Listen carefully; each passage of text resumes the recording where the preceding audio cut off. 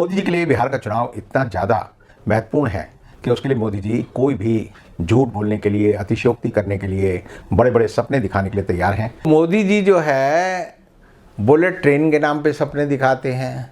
मोदी जी शहर का नाम बदलने के नाम पे दिखाते हैं। बिहार को जंगल राज से मुक्ति दिलाने के लिए वो कहते हैं कि हम जो है बिहार को नया बिहार बनाएंगे। SC ST के आरक्षण को ख़त्म करने के लिए इस सरकार ने एक नई मुहिम चलाई हुई है कि जितने भी सार्वजनिक उपक्रम हैं उन्हें बेच दिया जाए। और बेचने का मतलब ये है कि उन सार्वजनिक उपक्रमों में जब वो प्राइवेट हो जाएंगे तो ना उसमें SC को आरक्षण देना पड़ेगा, ना ST को देना पड़ेगा और आरक्षण खत्म हो जाएगा। एक ही उदाहरण काफ़ी है, वो है एयर इंडिया का। मोदी जी आजकल पूरी रवानी में हैं और उनका सारा जोर बिहार चुनाव को जीतने के लिए है। बिहार का चुनाव मोदी जी के जीवन का वाटरलू हो सकता है। और वाटरलू क्या था?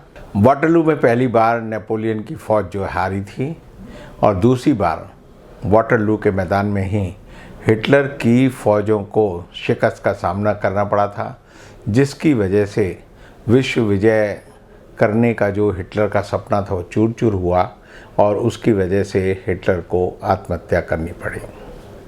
अब मोदी जी के लिए बिहार का चुनाव इतना ज़्यादा महत्वपूर्ण है कि उसके लिए मोदी जी कोई भी झूठ बोलने के लिए, अतिशयोक्ति करने के लिए, बड़े बड़े सपने दिखाने के लिए तैयार हैं। और कल तो उन्होंने हद ही कर दी। उन्होंने मोतिहारी में पहले तो जनता को बुलाने के लिए 500 रुपये की एक तरह से घूस दी और लोगों को, जो आंगनबाड़ी वर्कर हैं, वहाँ के जो शिक्षक हैं, जिनका काम इस समय जो है बिहार में SIR की जो गतिविधि चल रही है, वोटर और दूसरी चीज़ों को लेकर, उससे अलग करके उन सबको बसों में बैठाकर उस जगह लाया गया जहाँ मोदी जी को भाषण देना था। और भाषण देने के दौरान ही मोदी जी ने अपना एक रोड शो किया। पहले आपने देखा होगा रोड शो होते थे, सोनिया गांधी करती थी 2003 के चुनाव में, 2004 के चुनाव में 10-10, 15-15 किलोमीटर दूर लंबी गाड़ियों में एक जुलूस निकलता था। उसके बाद वो मोदी जी जब आए तो उन्होंने भी खूब बड़े लंबे शो किए। बनारस का लंबा शो आपको याद होगा 6 घंटे चला। अब जो है मोदी जी की ताकत कम होती जा रही है, मोदी जी का आकर्षण कम होने जा रहा है।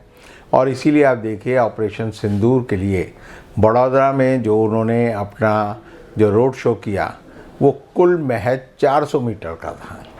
और उस 400 मीटर में भी लोग नहीं आए तो कलेक्टर को कहा गया कि भाई लोग इकट्ठा करने के लिए इसमें कुछ आइटम नुमा कुछ चीज़ें होनी चाहिए, जैसे फिल्मों में आइटम सॉन्ग होता है।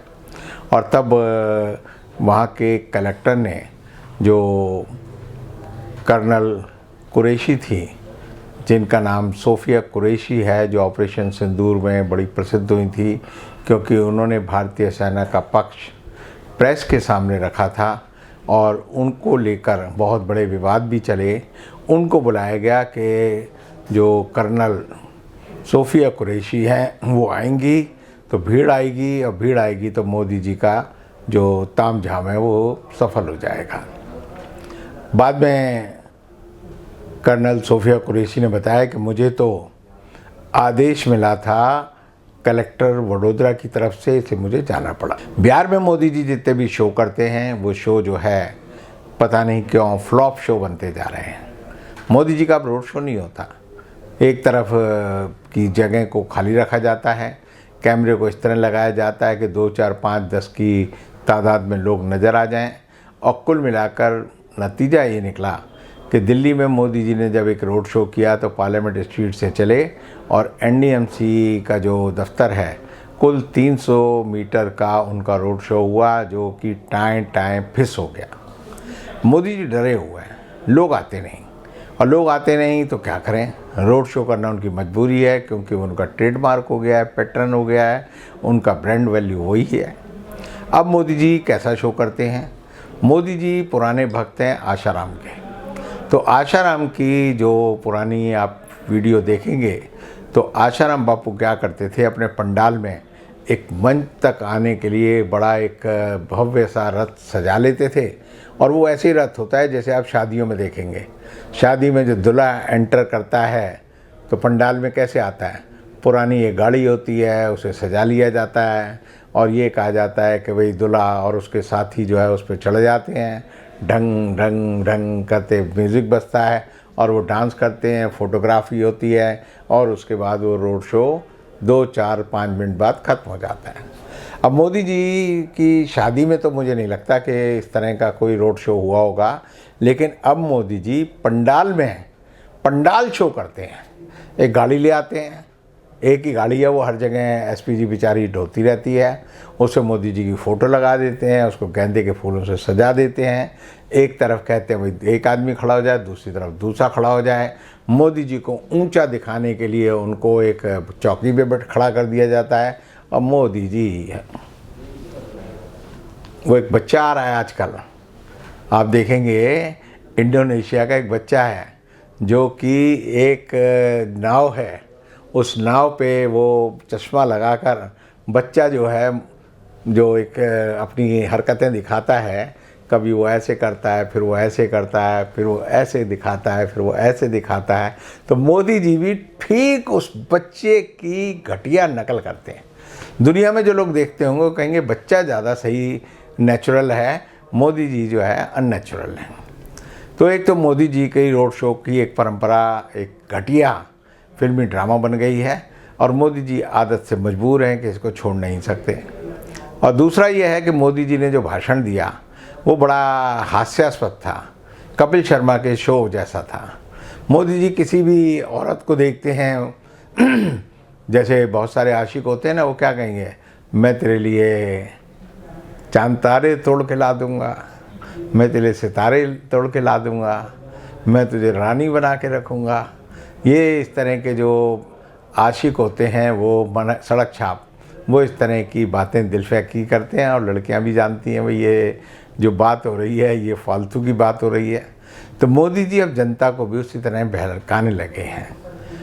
बहुत सारी फिल्में जो लोग देखते हैं, जिन्हें हम कहते हैं 3rd ग्रेड की फिल्में, उसमें जो 2nd ग्रेड के हीरो होते हैं वो ऐसे ही डायलॉग बोलते हैं। अब मोदी जी ने कल क्या कहा, मोतिहारी में कहा कि हम तुम्हें जो है इसको मुंबई बना देंगे। अब मोदी जी मोतिहारी को मुंबई कैसे बना सकते हैं भाई? या तो मुंबई की फिल्म इंडस्ट्री वहाँ ले आएँ, या वहाँ की सड़कें ले आएँ, या वहाँ की जो स्टॉक एक्सचेंज है वो वहाँ ले आएँ, या वहाँ का समुद्र ले आएँ। किस मायने में मोदी जी मोतिहारी को मुंबई बना सकते हैं ये नहीं बताया। फिर उन्होंने दूसरी बात कर दी, गया जो प्राचीन शहर है उसको उन्होंने क्या कहा, इसको मैं गुरुग्राम बना दूंगा। गुरुग्राम की हालत आप देखते हैं, वहाँ कोई सीवर नहीं है, पानी की निकासी नहीं है, आती है बरसात तो बाढ़ आ जाती है, नाव चलने लगती है। लोग कहते हैं ये मिलेनियम सिटी के नाम पर कलंक है। तो मोदी जी कह रहे हैं गया को, और गया कौन सी है जिसमें आप देखिए सदियों पुराना गया है। और गया 2 कारणों से बड़ा प्रसिद्ध है।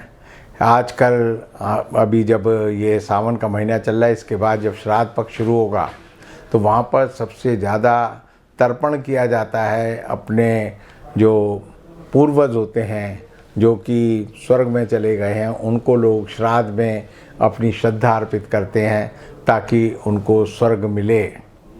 तो गया में जो प्रक्रिया होती है वो कब से चल रही है, पांडवों के समय से, वो कब से चल रही है, राम के समय से। उस गया को वो कह रहे हैं तुम अपना गया गया गया छोड़कर जो है गुरुग्राम बन जाओ। और गया क्या है, बोध गया। पूरी दुनिया में बोध गया इस बात के लिए मशहूर है कि वहाँ पर तथागत भगवान बुद्ध का मंदिर है। गया को बुद्धिस्ट तीर्थों का सबसे प्रमुख शहर होने का गौरव प्राप्त है। उस गया को कह रहे हैं कि हम जो है गया गया गया, अब तुम्हें हम गुरुग्राम बना देंगे। पटना को उन्होंने कहा पूना बना देंगे। अब ये मोदी जी बिहार में क्या चाहते हैं, वो सिर्फ तुकबंदी करते हैं। ग से गया, ग से गुरुग्राम, पा से पटना, पा से पुणे। अब मोतीहारी को मुंबई से उन्होंने जोड़ दिया, माँ से मोतीहारी, माँ से मुंबई। अब मोदी जी किसी भी शहर में जाएंगे, आरा वालों को कहेंगे हम तुम्हें आगरा बना देंगे, और आगरा जाएंगे तो उनको कहेंगे हम तुम्हें आरा बना देंगे। तो मोदी जी जो है जितनी बातें करते हैं आपको समझ जाना चाहिए, काशी के लोग उसके भुक्तभोगी हैं। पहली बार मोदी जी जीते थे 7 लाख वोट से, इस बार बड़ी मुश्किल से सारी धांधली की चुनाव आयोग ने, कलेक्टर ने तो जान लगा दी मोदी जी को जिताने के लिए, और मोदी जी का जो जीत का मार्जिन है वो 1,40,000 बेईमानी से हुआ। और उसको क्या कहा था उन्होंने, काशी को कहा था क्योटो बना देंगे। काशी 3 लोक से न्यारी काशी, जिसके बारे में कहा जाता है कि देवता भी तरसते हैं काशी में दर्शन करने के लिए, उसको क्या कहा, क्योटो बना देंगे। अब क्योटो कहाँ गया पता नहीं। क्योटो में मोदी जी जापान के प्रधानमंत्री शिंजो आबे को लाए और वहाँ पर उन्हें गंगा आरती के दर्शन कराए। और तब शिंजो आबे ने कहा था कि अगर लोग गंगा आरती के लिए 3-3 घंटे खराब कर सकते हैं तो आप जैसे लोगों को बुलेट ट्रेन की ज़रूरत क्या है, समय तो आप पे बहुत है, समय बचाने की क्यों बात की जाए। अब आप देखिए बुलेट ट्रेन का सपना भी मोदी जी ने कब दिखाया, 2014 में। 2015 में तो उसके लिए शिंजो आबे को बुलाया और शिंजो आबे ने उसकी आधारशिला भी रखी। और तब मोदी जी ने क्या कहा कि 2022 तक हिंदुस्तान की पहली बुलेट ट्रेन चलेगी। और बुलेट ट्रेन आज तक नहीं चली, 15 साल 10 साल, कितने साल मोदी जी को चाहिए, कोई उसका सपना पूरा होने वाला नहीं है। और अब तो जापान ने क्या कहा है, जापान ने कहा है, जो ये बात कही जा रही है कि 10 लाख का लोन हमने दिया है, वो हमने कभी वादा ही नहीं किया। तो वो बुलेट ट्रेन का सपना इसी सड़क पे अटका हुआ है। सड़कों के हाल बिहार में सबसे ज़्यादा लोगों को पता है। रोज़ पुल गिर जाते हैं, रोज़ सड़कों में खड्डे हो जाते हैं, रोज़ हर जगह जो है लोग बड़े त्रासदी में जी रहे हैं।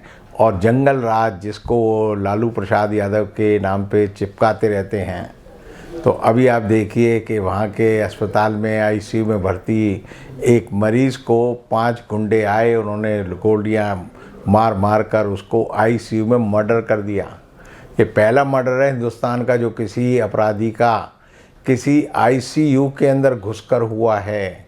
तो जंगल राज कहाँ है सबको पता है। तो मोदी जी जो है बुलेट ट्रेन के नाम पे सपने दिखाते हैं, मोदी जी शहर का नाम बदलने के नाम पे दिखाते हैं, बिहार को जंगल राज से मुक्ति दिलाने के लिए वो कहते हैं कि हम जो है बिहार को नया बिहार बनाएंगे। 21 साल से जो है आरजेडी, बीजेडी या दूसरी और जितने भी आप राज्यों की बात करेंगे, वहाँ की सरकारों को वो गाली देते हैं। और फिर आप देखें नीतीश कुमार की सरकार इस समय हिंदुस्तान की सबसे लचर, सबसे गिरी हुई, सबसे निकम्मी सरकार है। और उस सरकार के राज में अब मोदी जी जिस बिहार के लोगों को पहले सपना दिखाते थे, हर राज्य में जाकर वो एक बात कहते थे कि आपके राज्य को 5 साल में हिंदुस्तान का नंबर 1 राज्य बना देंगे। बिहार में जाएंगे नंबर 1 राज्य बना देंगे, छत्तीसगढ़ में जाएंगे नंबर 1 राज्य बना देंगे, छत्तीसगढ़ वालों को कहते हैं हम नंबर 1 बना देंगे, मध्य प्रदेश को कहते हैं नंबर 1 राज्य बना देंगे। तो जुमला है। फिर उन्होंने जुमला लिया डबल इंजन की सरकार। अब आप देखिए दिल्ली में 4 इंजन की सरकार चल रही है, उसमें दिल्ली सरकार भी है, उसमें नगर निगम भी है, राज्यपाल भी है, केंद्र सरकार भी है। और दिल्ली की हालत जो है बारिश में इतनी बुरी हो जाती है, गड्ढे इतने ज़्यादा हो गए हैं कि सरकार करप्शन के अलावा कोई काम नहीं कर रही। और सबसे बड़ी बात क्या है कि जिस आदमी के दम पर भारतीय जनता पार्टी देश को एक हिंदू राष्ट्र बनाने, सनातन राष्ट्र बनाने की बार बार मुहिम चलाती है, तो उसमें क्या है, वो कौन सा आदमी है जो हिंदुस्तान को सनातनी हिंदू राष्ट्र बनाने में लगा हुआ है। उस आदमी का नाम है योगी आदित्यनाथ। और उसकी सरकार की पहली प्राथमिकता क्या है, स्कूल बंद कर दो। एक पुरानी कहावत है कि एक स्कूल खोलने का मतलब है आप एक जेल खाने को बंद करते हैं, क्योंकि व्यक्ति को सुधारना है तो ये सुधार गृह जो है वो स्कूल है। और अगर आप स्कूल बंद कर दोगे तो जेल खाने की तादाद बढ़ जाएगी। और इसी तरह की दूसरी कहावत है कि एक शराब का अगर आप ठेका शुरू करते हो तो शहर में आप बर्बादी लाते हो, गुंडागर्दी लाते हो, लोगों का स्वास्थ्य खराब करते हो, और एक शराब की दुकान की वजह से एक नए अस्पताल की ज़रूरत पड़ती है क्योंकि लोगों का स्वास्थ्य खराब हो जाता है। तो मोदी सरकार की, योगी सरकार की जो प्राथमिकताएं हैं वो जनहित विरोधी हैं। वो लोगों को अनपढ़ रखना चाहती हैं। और मोदी और योगी सरकार और भाजपा और आरएसएस, इनका एक ही मकसद है कि संविधान को कैसे बर्बाद किया जाए। उसका एक ही उदाहरण है, ये SC/ST के आरक्षण को ख़त्म करने के लिए इस सरकार ने एक नई मुहिम चलाई हुई है कि जितने भी सार्वजनिक उपक्रम हैं उन्हें बेच दिया जाए। और बेचने का मतलब ये है कि उन सार्वजनिक उपक्रमों में जब वो प्राइवेट हो जाएंगे तो ना उसमें SC को आरक्षण देना पड़ेगा, ना ST को देना पड़ेगा, और आरक्षण खत्म हो जाएगा। एक ही उदाहरण काफ़ी है, वो है एयर इंडिया का। एयर इंडिया के 9000 एम्प्लॉई थे। आप समझ सकते हैं 22.5% जो रिजर्वेशन था वो वहाँ पर बैठता है 2000 लोगों का, उसको टाटा को दे दिया। तो और 2000 लोगों की नौकरी ये सरकार खा गई। तो मोदी सरकार आरक्षण को ख़त्म करने के लिए नियोजित तरीके से पूंजीपतियों के साथ है। अस्पतालों को बंद कर दिया जाए, ये नीति आयोग का एक विज़न डॉक्यूमेंट है। वो कहते हैं सारे जो सिविल हॉस्पिटल हैं, जो हर ज़िले में एक सिविल हॉस्पिटल होता है, उसे बेच दिया जाए। ये कहते हैं कि 1,31,000 स्कूलों को बंद कर दिया जाए। तो एक तरह से लोगों को अशिक्षित करना, लोगों को बेरोज़गार रखना, लोगों को उनके हकों से दूर करना, उनको शराब पिलाना, उनको अपराधी बनाना, उनके ऊपर झूठे मुकदमे बनाना, उनको जो है बरगलाना, ये इस सरकार का एकमात्र ध्येय है। और मोदी जी और इलेक्शन कमीशन ने जिस तरह से बिहार में लोगों के वोट के राइट को ख़त्म करने का षड्यंत्र जारी रखा हुआ है। आप समझे किसी आदमी का अगर वोट नहीं है तो उसको क्या नुकसान होगा। वोट नहीं होगा तो उसको 5 किलो राशन नहीं मिलेगा, महिला कल्याण योजना का जो पैसा है वो नहीं मिलेगा, उसको शौचालय बनाने के लिए जो सामग्री मिलती है वो नहीं मिलेगी, उसको मकान बनाने के लिए जो पैसा मिलता है वो नहीं मिलेगा। मोदी सरकार दावा करती है कि हम प्रति परिवार एक साल में 3 लाख रुपए उस परिवार को उपलब्ध कराते हैं, और अगर वोट नहीं होगा तो आपको एक पैसा नहीं मिलेगा। ये गरीब का वोट ही नहीं छीन रहे, ये गरीब की रोजी रोटी भी छीन रहे हैं, उसके आर्थिक साधनों को भी ख़त्म कर रहे हैं। और फिर उसके ऊपर पुलिस का डंडा चलेगा, भाई जब तू वोटर ही नहीं है तो काहे को तू हमारे देश में रह रहा है, हम तेरे को जो है डिपोर्टेशन कैंप में ले जाकर बंद कर देंगे और तेरे को धक्का देकर, क्योंकि ना तो म्यांमार लेगा, ना बांग्लादेश लेता, ना पाकिस्तान लेगा, ना भूटान लेगा, ना नेपाल लेगा। तो सरकार क्या करेगी, आपको डिपोर्टेशन सेंटर में कुत्ते की तरह रखेगी। सुबह खाना मिलेगा, शाम को खाना मिलेगा, जेल में बंद रहोगे, और फिर सरकार कहेगी इन डिपोर्टेशन वालों को समुद्र के पानी में फेंक दो। तो बिहार के लोगों को सोचना है कि इतनी सारी जो मैंने बातें बताई, अगर आप इस पे कान नहीं धरोगे तो आपका और आपके भविष्य, बच्चों का भविष्य पूरी तरह से चौपट मोदी जी करके रखेंगे। और अंधेर नगरी चौपट राजा का जो सबसे पहला उदाहरण हिंदुस्तान में कहीं बनेगा तो वो बिहार बनेगा। बिहार के लोगों को जागना चाहिए।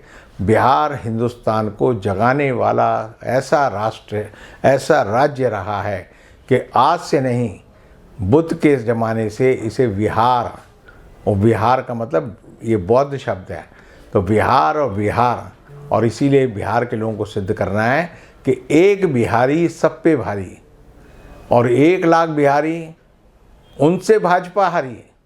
तो अगर एक कॉन्स्टिट्यूंसी में भाजपा के खिलाफ बिहारी इकट्ठे हो गए तो भाजपा हो, JDU हो, ये सारी जो पार्टियां हैं जो एक तरह से कालनेमी की तरह लोगों के वोट लेने, लोगों की संपत्ति लेने, लोगों के अधिकार लेने के लिए आई हैं, इन सब का खात्मा होगा और उनका खात्मा बिहार के लोगों को ही करना है।